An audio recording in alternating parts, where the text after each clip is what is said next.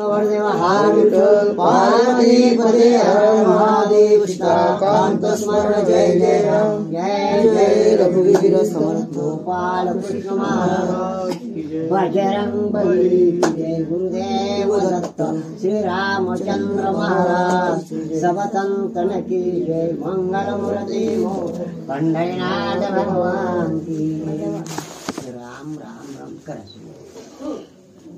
प्राप्त प्रसंगी प्रस्तुत ग्रंथाला सुरुवात करण्यापूर्वी या घरातून एक माता, एक आई, एक काकू, एक मावशी, एक जननी या घरातून निघून गेलेले आहे. बघा, जीवा कर्मयोगे जनी जन्म झाला परी शेवटी काळ घेऊन गेला. महाथोर ते मृत्यू पंथीची गेले की किती एकते जन्मले आणि मेले. देवादिकांना चुकल्याने तर आपली काय केव्हा असणार. या ही मृत्यू लोकांची वस्ती आहे. पण ही मातोश्री जगायला पाहिजे होती. अतिशय मन मिळावू, खूप चांगली व्यक्ती होती. जाता येता इथून काकूला मी हात मारायचो. आणि अशा प्रकारे आज या घरातून एक माझ्या शैलेश, माझा मित्र, त्याची आई निघून गेली आणि तिच्या पवित्र आत्म्यास चिरशांती लावावी अशी मी या ठिकाणी आपण श्री रामकृष्ण हरी जपनामाची शिदोरी आपण भावपूर्ण श्रद्धांजली वाहून आपण अध्यायाला सुरुवात करणार आहोत. रामकृष्ण हरी, रामकृष्ण हरी, रामकृष्ण हरी, रामकृष्ण हरी, रामकृष्ण हरी. जय सद्गुरू. आता मी जाऊ निजधामा हेची भेटी तुम्हा आम्हा. आयसे वचन ऐकता धर्मा मूर्छना पै आली राम. प्रस्तुत स्वर्गारोहण पर्व हे कथाकथन आज इथे आपण घेतलेलं आहे. कारण त्याच्यासाठी एवढं मोठं कारण आहे की संपूर्ण म्हात्रे कुटुंब आज दुःखाच्या धारोला सोडून आपल्याला ताई निघून गेली आणि निघून जाताना आपल्याला या अथांग सागरात लोटून गेली. आणि त्यांच्या या आत्म्याला, ताईच्या आत्म्याला शांती लाभावी यासाठी आपण हे स्वर्गारोहण ग्रंथ पर्व हे कथाकथन चालू केलंय. आणि कारण लागतं की संत नामदेव महाराजांनी एक आदिवताचा आपला ग्रंथ दिलाय, एक काव्य दिलंय आपल्यासाठी, जेणेकरून थोडा तरी भक्तीचा गोडवा कलावा आणि संपूर्ण कृष्ण भक्ती रहित म्हणजे कृष्ण भक्तीचा हा स्तोत्र आपल्या समोर दिलाय. आणि मग इथे पांडवारुदना पै करीत थोर होतसे कांत नाना परीचे शोक करीत सकळ जन ते धवारा. आणि मग इथे पांडव आता दुःख करतात, या कृष्ण परमात्म्यासाठी दुःख करतात. काय दुःख करतात की सगळ्या बघा तुटला आयुष्याचा दोरा, येर वाऊगा पसारा, तापून जाती भांडा पोळे. बघा संत चोखा महाराज आपल्याला सांगितलं की ज्या वेळेला माणसाच्या आयुष्याची माल तुटत त्यावेळेला माणसाचं इथं काहीच राहत नाही. हा सर्व जो आपण जो काय केलाय, संसार केलाय, घर बांधलाय, गाडी घेतली, हा सर्व काय आहे, येर पसारा आहे. तो आपल्याबरोबर कोणी देतं का? काहीच देत नाही. म्हणजे जन्माला जर मनुष्य आला, या नरद्यामध्ये जन्माला आल्यानंतर त्याला हे मृत्यू आठवलाय. त्याच्यातून त्याची सुटका नाही. शरीराची होय माती कोणी नाही सांगाती. संत चोखा महाराज सांगतात की ज्या वेळेला शरीराची माती झाली त्यावेळेला बरोबर कोण येतं का? कोणीच येत नाही. फक्त काय बोलतात, माझा बाबा, माझा दादा, माझा काका, माझी आई. हे सगळी काय माया आहे. आणि इथे सुद्धा पांडव सुद्धा काय करतात, त्या भगवंतासाठी, त्या श्रीकृष्ण परमात्मासाठी रडतात. का रडतात की ज्या भगवंतानी या पांडवांना एवढं सहाय्य केलं होतं, आजपर्यंत या परमात्म्याने पांडवांना कसे हातावर असे फुलासारखे उचलून दिलं होतं, आणि मग त्या पांडवांना वाटेल ना या भगवंताबरोबर. ललाटा पिटी द्रौपदी सती थोर मानी आक्रंदती महादेवा श्रीपती तारू काहे बुडवी शिरा. अरे आता इथे द्रौपदी सती ललाड कपाल फोडतोय की तारू म्हणजे हे भगवंता आजपर्यंत या संसारूपी सागरामध्ये माझी जी नाव जी तारून जर कोणी दिली होती भगवंता, हे भगवंता तू परमात्मा श्री भगवंता तू दिली होतीस, आणि आज हे तारू माझं काय करतोस. एक प्रकारे तू मला सोडून गेल्यानंतर माझी अवस्था काय होईल भगवंता, मी माझ्या व्यथा मी कोणाला सांगू. अशा प्रकारे द्रौपदी काय करते इथे ललाट कपाल फोडते की भगवंता तू काय काय काय बोलतोस काय. ऐसे देवा काय केले लवकरची पहा का विघ्न आले. मग देवे सावध केले युधिष्ठिरासी. आणि मग अशा प्रकारे हे भगवंता की युधिष्ठिर म्हणजे धर्मराज, त्याला काय केले देवाने सावध केले. धर्मराजा म्हणे गा हरी हे का विचारले त्वा लवकारी. पुढे आमुची काय परी होईल बा स्वामी आराम. आणि हे भगवंता धर्मराजा हे भगवंता तू आताच हे का आम्हाला सांगतोस, आणि तू परमात्मा जर आमच्याबरोबर नसेल तर आमची अवस्था काय होईल. तव बोले ऋषिकेशी म्यांजीवींचा विचार सांगितला तुम्हाशी. परी हे प्रगट जीवेशी होऊन द्यावे सर्व थाराम. आणि मग हाच प्रश्न धर्मराजाने विचारलाय की हे भगवंता तू आम्हाला हे आजच का सांगतोस. आणि त्यावेळेला भगवंत परमात्मा बोलतोय अरे धर्मा की मी माझ्या तुम्ही कसे आहात जीवेचे एक रूप माझ्यात झालेला आहात तुम्ही, म्हणून माझ्या मनातली एक अशी गोष्ट होती की ती कोणाला तरी सांगावी, म्हणून मी तुम्हाला आजच सांगितली. का सांगितली की मी निजधामाला जाणार आहे. मी आज का सांगितली की तुम्ही माझ्या आहात ना, म्हणून मी तुम्हाला सांगितली. पण मी जे काय जे सांगितलं हे जनमानसात तुम्ही प्रगट करून देऊ नका असे भगवंत सांगत आहेत. मग ते करुणा गोपाळे केली सुख गोष्टीं रजनी क्रमिली.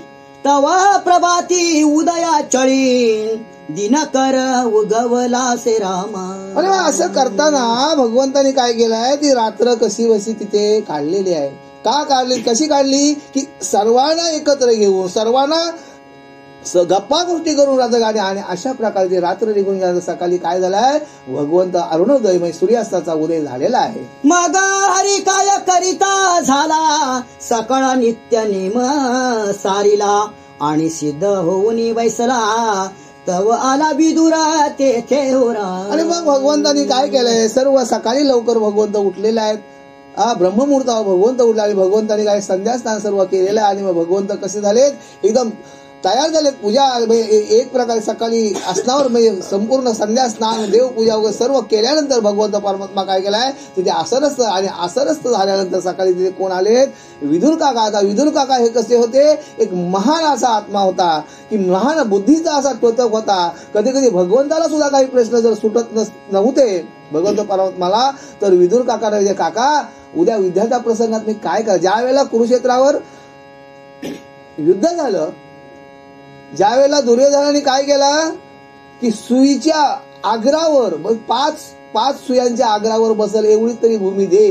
त्यावेळेला या दुर्योधनाने काय सांगितलं की तुम्हाला सुईच्या आग्रावर बसेल एवढी सुद्धा जमीन मी देणार नाही. आणि मग त्यावेळेला हा युद्धाचा प्रसंग आला. आणि त्यावेळेला हा युद्धाचा प्रसंग आला त्यावेळेला भगवंत अर्जुनाला सांगतोय हे अर्जुना आता काय आहे युद्ध हे अटल आहे. आणि त्यावेळेला अर्जुनाला निषाद योग होता आणि अर्जुन बोलतोय भगवंता तू काय सांगतो युद्ध करा मला आणि मी कोणाबरोबर युद्ध करू. हे माझा कोण आहे हा माझा मामा आहे, हा माझा काका आहे, हा माझा भाऊ आहे, हे माझे बंधू आहेत.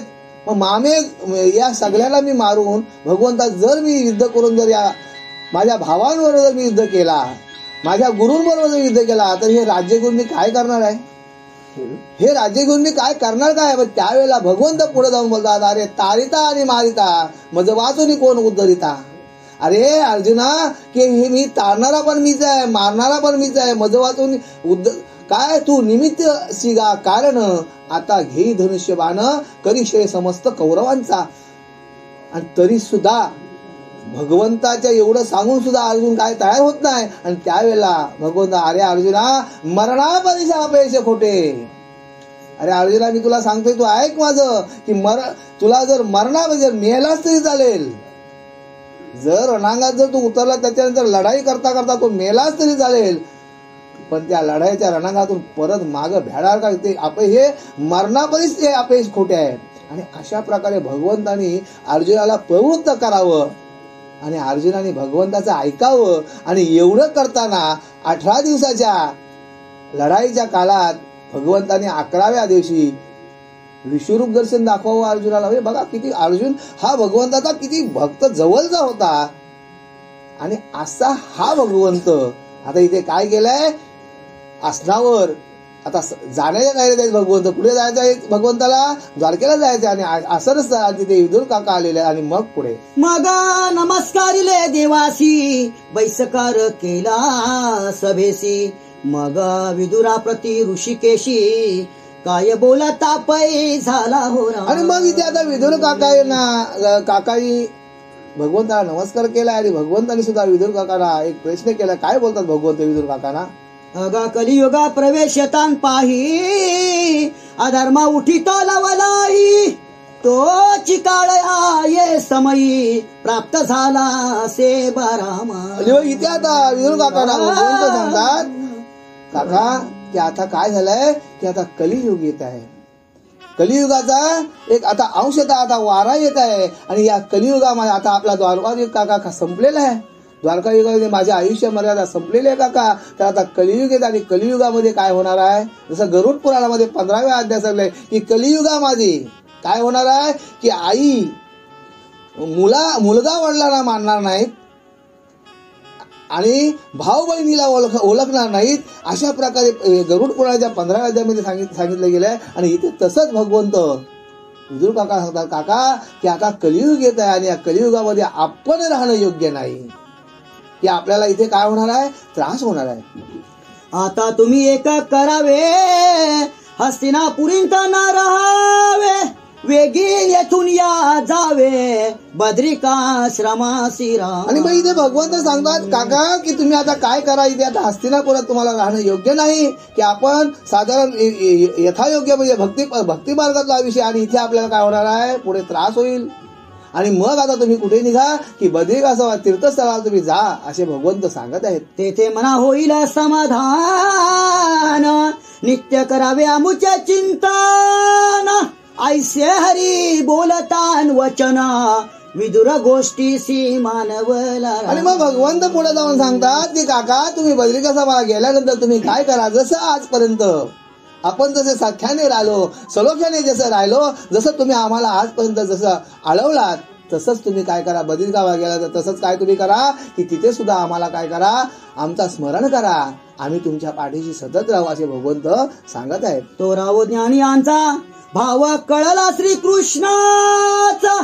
तो प्रेमाया उभयतांचा कोणी हो जाणावा राम. बघा आणि मग इथे काय झालं, विदुर काकाने काय केलंय, विदुर काका कसा होता, ज्ञानी होता. आणि भगवंत काय बोलतोय, ज्या वेळेला राजनीतीमध्ये जर आपण जर पाहायला गेलो तर खरा जर राजनीतीमध्ये जर निपुण असेल तर विदुर काका होते. पण भगवंत या देव भगवंत हे आद्य. आणि म्हणून भगवंताला आपण भगवंत श्री परमात्मा कृष्णाला आपण काय बोलतोय, राजकारणामध्ये जर असेल कोण तर 1 नंबरचा भगवंत श्रीकृष्ण. पण राजनीतीमध्ये जर हुशार होते ते विदुर काका होते. आणि राजनीतीमध्ये आता आपले शिवाजी महाराज होऊन गेले. आज शिवाजी महाराज जर राजनीती जर केली नसती तर आज आपण इथे ग्रंथाला बसतोय ना, या आयाबाईनी सुद्धा इथे ग्रंथाला नसत्या. म्हणजे त्या जिजाईच्या पोटी जर हा एवढा मोठा परमात्मा एक परमात्मा एक पुरुष युगपुरुष जन्माला आला शिवाजी राजा. आणि शिवाजी महाराजांनी आज काय केलंय की मानवतेच्या बोले आपल्या आया बहिणींची जी आबरू लाज जी जात होती त्या सर्व काय केलंय, यवनांबरोबर युद्ध करून सर्व काय केलं, सुखमय केलं. आणि त्यांचाच आज आशीर्वाद आज आपण इथे एकत्र या कथेला बसलो.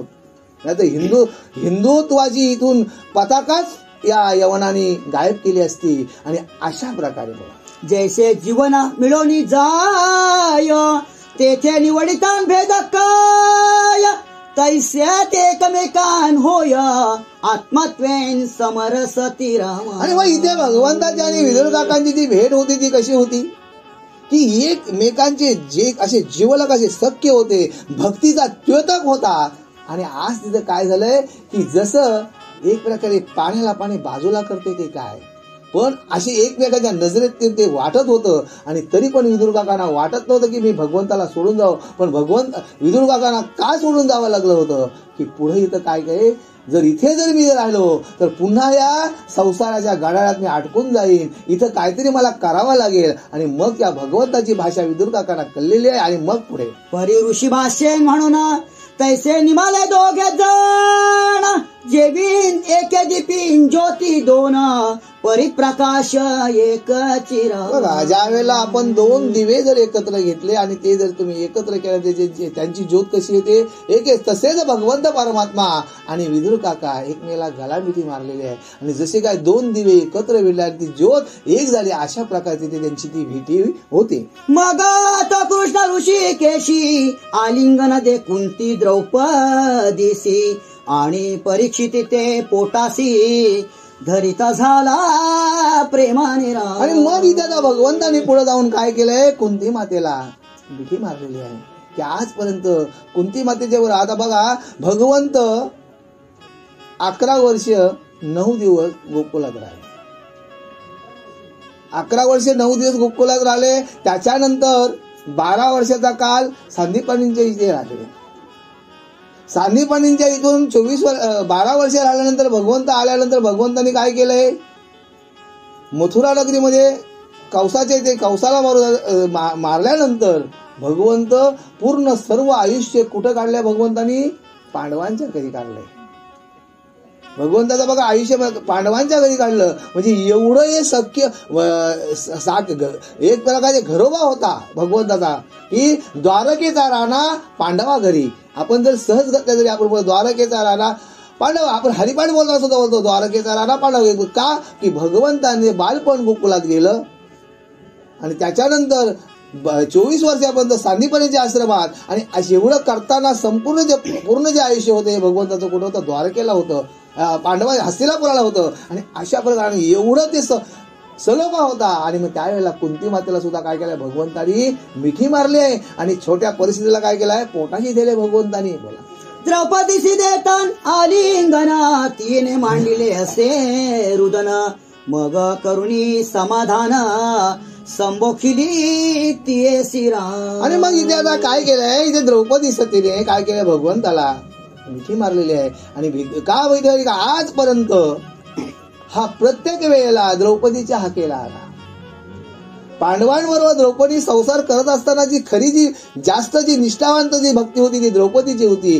कृष्ण सख्याला कुठल्याही प्रसंगाला पांडव सुद्धा द्रौपदीचे काय करत होते की द्रौपदी मुलं प्रत्येक प्रसंगाला द्रौपदीच्या मुलं काय करा भगवंताला यावं लागत होतं. आणि मग अशी ही द्रौपदी प्रत्येक क्षणाला पांडवांना जो सहकार्य जो केला असेल, द्रौपदीने हाक मारावी भगवंताला आणि भगवंताने धावत येऊन द्रौपदीला प्रसंगातून काढावी. आणि अशा त्या द्रौपदीला भगवंत भेटल्यानंतर मग पुसनी धृतराष्ट्र गांधारीशी बाहेर आले ऋषी केशी, तव तेथे सिद्ध रथासी केले असे दारू केरा. आणि मग इथे काय झालंय की आता भगवंताने काय केलं, द्रौपदीला भेटल्यानंतर मी ते आता काय केलंय, धृतराष्ट्र आणि गांधारीला सुद्धा भगवंताने हाक मारले की आता आम्ही आता जातोय. आणि मग इथे आता दारुकाने काय केलंय, भगवंताचा रथ सजवलेला आहे. आता भगवंत कुठे चाललेत, द्वारकेला चाललेले आहेत. आणि अशा प्रकारे मग घरीचे लोक समस्त देवासी येती बोलवीत, देवतयांशी राहवीत, प्रीती आदरे करुणी आराम. आणि आजपर्यंत भगवंताचा या हस्तिनापुरामध्ये जो वास्तव्य होता. आणि आता भगवंत द्वारकेला जायला निघाले. मग तिथे काय केलंय, त्या हस्तिनापुराचे लोक समूह ग्रामवासी सर्व भगवंताला काय केलंय, भेटायला आलेले आहेत. आणि मग भगवंताला पाहायला दादा देव आमचा द्वारकेला चाललेला आहे. आणि मग पुढे बाते नगर दैवाचे सकळांशी सख्यत्व कृष्णाचे, कोण भाग्य नागरिकांचे देव सकळान ओळखी तोरा. आजपर्यंत जर प्रत्येक वेळेला जर प्रत्येक माणूस जर आपल्या गावातच जर राहत असेल तर त्या माणसाची संपूर्ण सर्वांना ओळख होतं. आणि मग भगवंत परमात्मा तर काय हस्तिनापुरामध्ये वास्तव्य होतं आणि त्याच्या मला भगवंताचं काय सर्वांशी असं सलोख्याचं होतं, म्हणजे भावा बहिणीचं मित्रत्वाचं सर्वांशी नातं झालं होतं त्या ग्रामवासियांशी. आणि मग त्या वेळेला काय होतं की आमचा हा काय जीवीचा जीव आहे, आमचा जीवीचा सखा आहे आणि हा कुठेतरी चाललाय, म्हणजे मनाला कुठेतरी काही ओढ लागली, खंत निर्माण झाली की आमचा भगवंत परमात्माचा चाललाय. अशा प्रकारे या जनमतामध्ये झालेला आहे. ऐसे लोक राहविले समस्त पांडव येती बोळवीत, देवक्षेम देऊनी राहावीत, धर्म भीम नकुळ सहदेवांशी राम. आणि मग इथला भगवंत या जन्माला सुद्धा मिल्यानंतर आता येत आहे धर्म नकुल सहदेव या सर्वांना काय काय भगवंत आता इथे मिठी मारून भेटत आहे.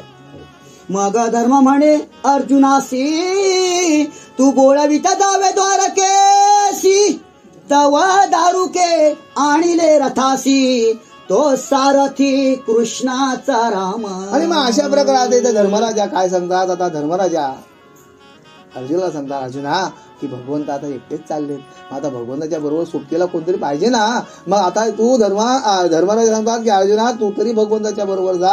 आणि मग इथे अर्जुनाचा सुद्धा रथ सजवून आणलेला आहे. मग अर्जुनाचा रथ जाण सात्विक घेऊन आला पण, मग नारायण आणि अर्जुन बैसले रथी आपुलिया.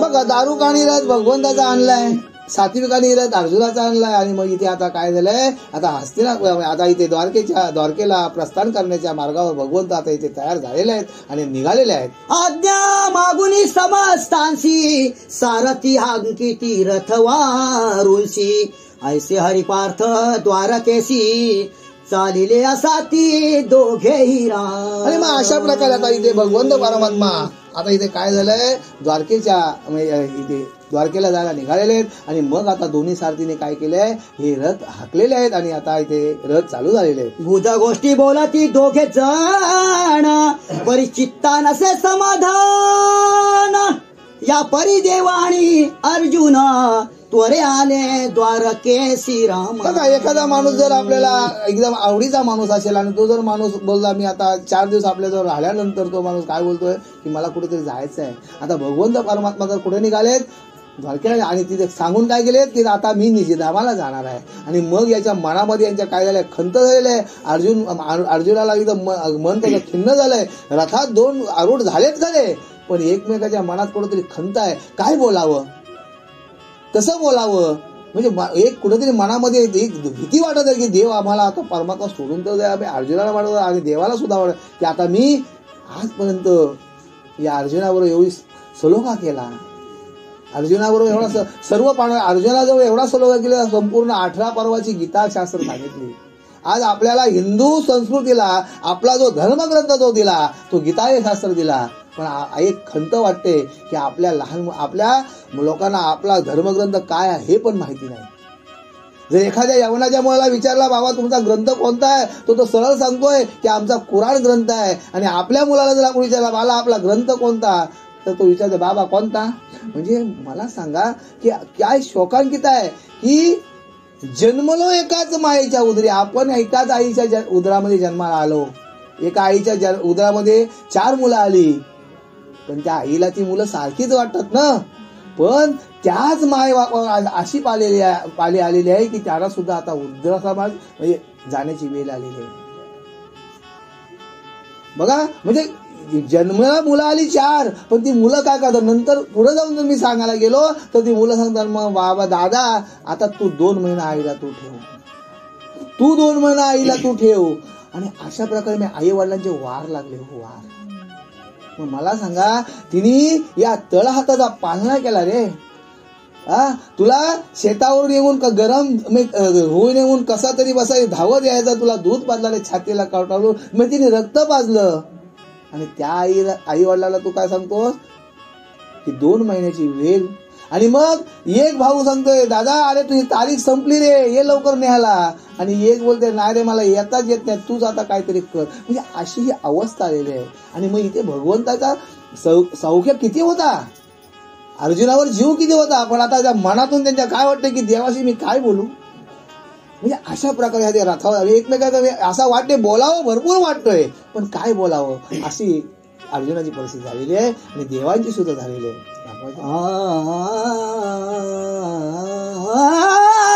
सागर धनी रथा नि धाप पदा सा नि धनी धाप गप धानी धाप ग गम पद पम ग रे सा दपिया मन रसिया रसिया तन मन धन नो छावर कर हो फेटी झाली सौदरांशी कृष्ण आणि बळीभद्रासी तैसाची अर्जुनासी भेटला बळीराम हो आणि मग आता इथे हा प्रवास करत असताना भगवंत परमात्मा कुठे पोहोचले? द्वारकेला पोहोचले. आणि द्वारकेला पोहोचल्यानंतर तिथे भेट कोणाची? बळीभद्राची झाली, बलरामाची भेट झाली. बलराम हा मोठा भाव होता. ज्या वेळेला भगवंत परमात्मा राम होता 7व्या अवतारामध्ये राम जन्माला होते त्यावेळेला लक्ष्मण छोटा होता. आणि मग त्यावेळेला भगवंताने जेव्हा सांगितलं की आता आपण चला 8वा अवतार घेऊया, त्यावेळेला शेषाने काय सांगितलं? देवा मला नाही जमाचा. तर काय रे बाबा मला काय जमाचा नाही? तर ज्या वेळेला राम अवतारामध्ये मी लई त्रास केला, मला आयुष्य म्हणजे उपवासित ठेवला असेल 14 वर्ष तुम्ही मला. आणि मग त्यावेळेला का भगवंताने अवतार हा का घेतला? की ज्या वेळेला कंसाचं अराजकत्व वाढलं, लोकांना त्रास झाला आणि त्यावेळेला भगवंतांना हा कृष्ण अवतार घ्यावा लागला. आणि मग अवतार घेतल्यानंतर इथे शेष बोलते की देवा मला नाही जमा. त्यावेळेला भगवान सांगला अरे बाबा की तू पहिला जन्म अवतरित हो. आणि म्हणून हे बलिभद्र म्हणून पहिला बलिराम जन्माला आला. आणि मग आता इथे भगवंत श्रीराम प्रभू हे 7व्या अवतारातले आणि 8व्या अवतारातले श्रीराम प्रभू कोण आहे? गोपाल कृष्ण आहे, छोटा भाऊ म्हणून जन्माला आला. आणि मग इथे त्या सहोदरांची भेट झाली, एकमेकाला भेटलेत. आणि मग पुढे काय झालं? उद्धव आक्रूर उग्रसेन कृष्णाशी भेटले येऊन तैसेची अर्जुना लागून आलिंगी ते झाले. तिथे गेल्यानंतर उद्धव भेटला, अक्रूर भेटला, हे सर्व म्हणजे भाऊ बंध सखे मित्र हे सगळे तिथे भेटलेत. आणि मग अर्जुनाला सुद्धा हे भेटलेले आहेत. आणि मग तिथे त्यांची गलाभेटी झाली. आणि मग पुढे ऐसे सकळ यादवांशी भेटले पार्थ ऋषी केशी परी अंतरींच्या गुह्य तयांशी कळणे दी गोपीनाथ. आणि मग अशा प्रकारे जे भगवंताने जे इथे हस्तिनापुरामध्ये जे पांडवांना सांगितलं की मी आता निजामाबाद जाणार आहे. आणि मग तिथे सर्वांना भेटला भगवंत, सर्व यादव कुलाला भेटलं. पण मनातली जी गुह्य गोष्टी होती ती काही त्यांना सांगितली नाही आणि ती गुप्तता ठेवली नाही. अशा प्रकारे ही भेटी झाल्यापासून अवघियांचे होय कल्याण म्हणून तो नारायण सकळांशी क्षेम देत हो. आणि बघा ज्या वेळेला भगवंताची ज्या वेळेला आपल्याला जेव्हा भेट होतं या परमात्माची, बघा ज्या परमात्माची ज्या वेळेला भेट होते त्यावेळेला काय होते? हा भगवंत जेव्हा अंगीकार ज्याचा केला नारायणे, ज्या वेळेला भगवंताने आपल्याला जवळ केलं त्यावेळेला कुठल्याही गोष्टीची न्यूनता लागत नाही. ज्या वेळेला संत चोखा महाराज काय करायचे की एकदम बिकट परिस्थिती, गरीब परिस्थिती होती. आणि त्यावेळेला काय होतं की धनिक लोक होता. आणि मग धनिक लोकांची लाकडं तोडायची.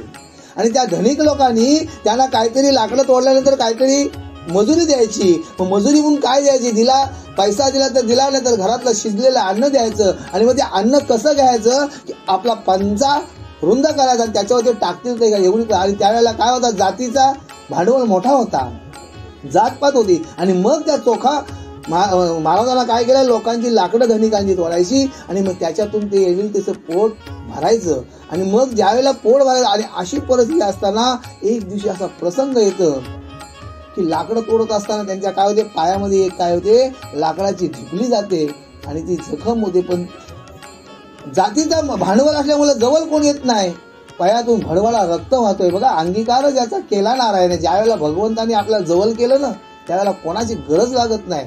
आणि मग त्यावेळेला त्यांचा मुलगा बाजूला उभा आहे आणि मुलगा बोलते बाबांच्या जवळ रक्त येते आता आणि जावायला पैसे नाहीत. आणि मग त्यावेळेला घरी जातो आणि मग काय करायचं, कपडा बांधायला नाही, अंगातली बॉडी काढतात. त्यावेळेला गंजी होती, पहिला गंजे घालायचे ना, आणि मग त्या बॉडीचा कपडा फाडलाय आणि त्याच्याने त्यांचा पाय बांधलाय आणि घरी आणला, पाय सुजत चाललाय. आणि त्यावेळेला कर्मा नावाचा मुलगा चोखांचा विचारते, बाबा तुमचा पाय सुजत चाललाय, बाळा आपल्याकडे पैसे नाहीत. काय बोलते, आपण वैद्याकडे कसं जायचं. आणि मग त्यावेळेला त्या छोट्या लेकराला एक आठवण येतं, बाबा माझ्याकडे पैसे आहेत. त्यावेळेला हा चोखा बोलतोय की तुझ्याकडे पैसे आलं कुठून. अरे ज्या वेळेला माझं वडील वारलं त्यावेळेला कपाळाला लावायला एक आणा नव्हता रे. मग तुम्ही कोणाची चोरी तर केलीच नाही, तुझ्याकडे पैसे आले कुठून. आणि मग त्यावेळेला तो कर्मा बोलते, बाबा मी चोरी नाही केली, मग तुझ्याकडे पैसे आले कुठून.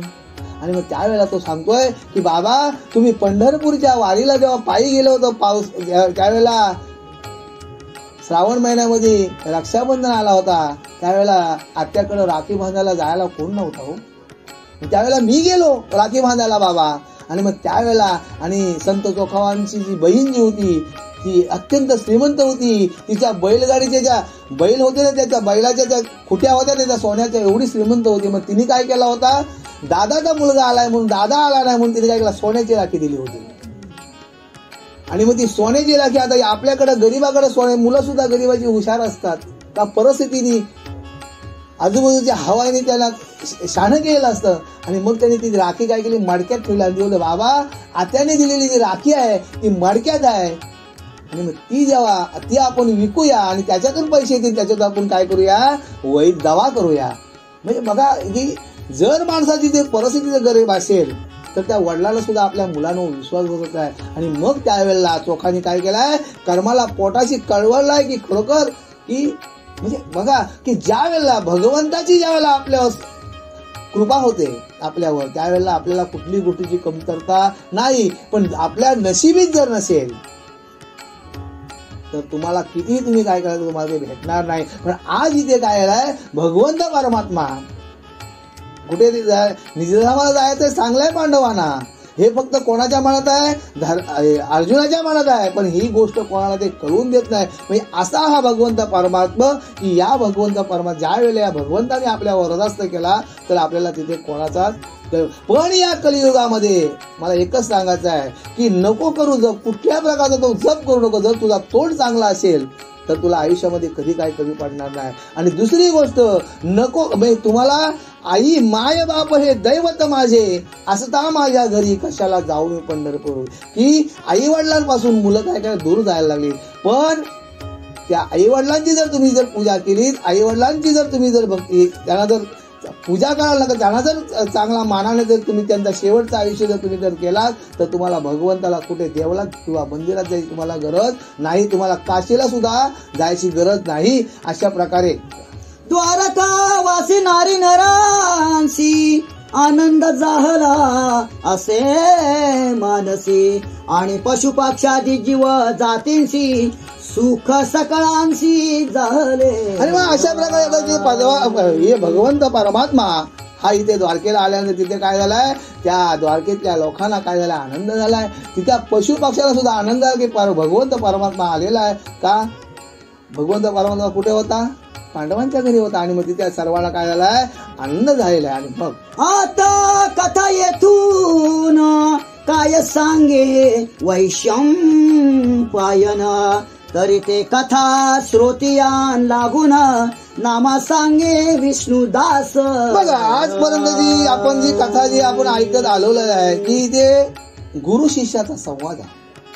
हा गुरु शिष्याचा संवाद घडला का, बरोबर की नाही. वैशंपायन ऋषी या जन्मेजयाला गोष्ट सांगतात. का गोष्ट सांगतात की हा की त्यावेळेला त्यांनी काय केलंय की त्यांच्या पूर्वजांवर त्यांनी काय केलंय, संशय घेतला.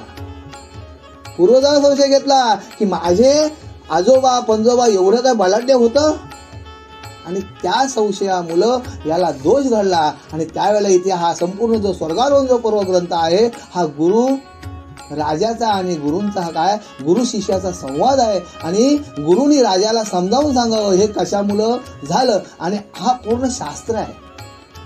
नाशिकेत काय सांगतोय की मरावं कसं, आणि गरुड पुराण काय सांगतोय की विधी कशी करावी माणसाची. बघा, माणूस ज्या वेळेला मेल्यानंतर आपण त्याचा दावा करतो, दावा करतोय की नाही, त्याचा दावा करतोय म्हणजे दावा ही काय आहे, विधी आहे. आणि 13वा हे शास्त्र आहे. विधी बदलता येते. दावा 11व्या दिवशी करता येतोय, पण 13वा हा 13व्या दिवशी होतो. लक्षात आला तुमच्या.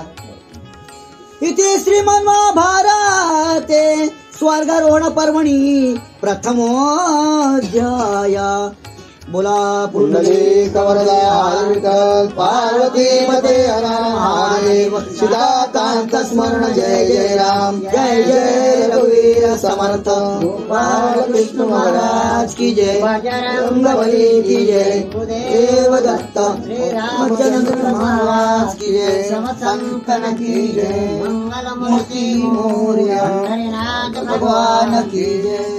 सर्वदा योग तुझा घडावा, तुझे कारण विधी माझा पडावा. उपदेशू नको गुणवंतांका, रघुनायका मागणे हेची आता. शिवचंद्रमौळी फणींद्र माता मुकुटी घाली, कारण्य सिंहो भव दुःख हरी. तुझ येण शंभू मद पूर्ण काली.